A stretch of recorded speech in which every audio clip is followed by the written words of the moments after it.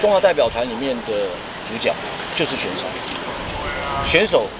就是这次的主角。选手 say no 的话，我想我们没有任何人有资格去强迫选手做任何的一件事情。那在国际奥会啊，在3月17号的时候啊，发布了一个公告啊，这个公告里面呢，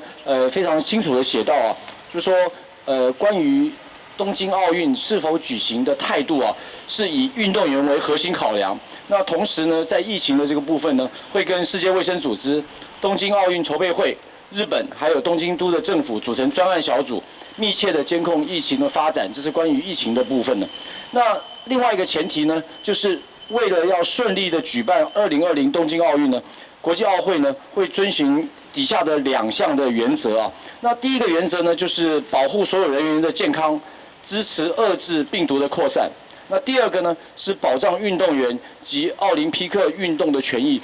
换句话说呢，到目前为止啊，国际奥会的态度啊，还有日本东京奥运组委会的态度呢，都是朝着在既定的日程上面来举行冬奥。到目前为止的态度都是这个样子啊。虽然外面有很多的这个杂讯啊，但是官方目前都是这样的一个讯息啊。那除了这个以外啊，各位也都知道，最近这3天啊，国际奥会的主席啊，这个 President Bach 跟很多的团体呢，都在密切的咨询啊，关于这个公报的这个内容，还有东京奥运是否会举办这样的一个问题。所以在3月17号啊，这个 President Bach 和夏季